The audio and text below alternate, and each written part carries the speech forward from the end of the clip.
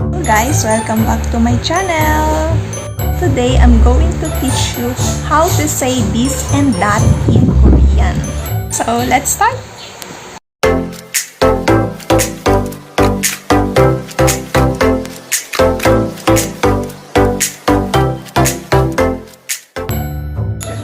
Learn Korean Lesson 3, This and That.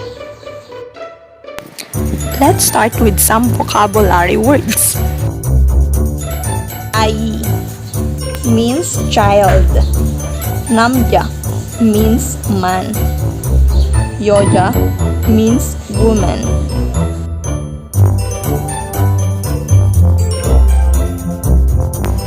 This in Korean is I.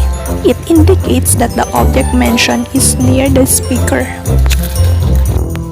Examples: 이 아이는 중국 사람입니다. It means this child is a Chinese. 이 is this, 아이 is child, and 중국 사람 is Chinese, based on what we learned on the previous lesson. This nun is a topic particle. Un and nun are the topic particles. They are placed after a noun or pronoun to introduce it as the topic of the sentence, show emphasis, or to show contrast. How do we choose between un and nun? When the preceding word ends with a consonant, attach un. When the preceding word ends with a vowel, attach nun. Example, salamun. Salam ends with the consonant m, so un is attached. The other examples is chunun.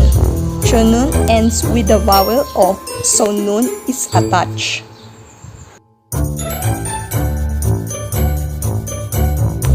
Next, ku means that. It indicates that the object mentioned is far from the speaker but close to the listener. Examples: 그 아이는 중국 사람입니다. It means that child is a Chinese. 저 means that over there, indicates that the object mentioned is far away from both the speaker and the listener. Examples: 저 아이는 중국 사람입니다.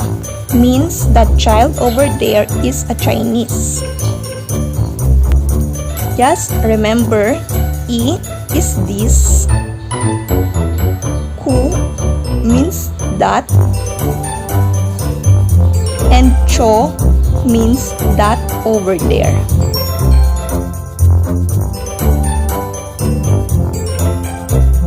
Let's have some quiz. What is child in Korean?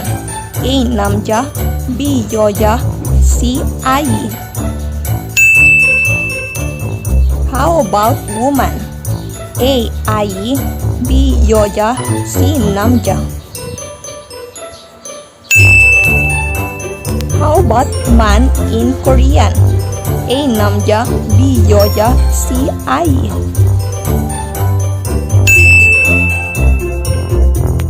Fill in the blank.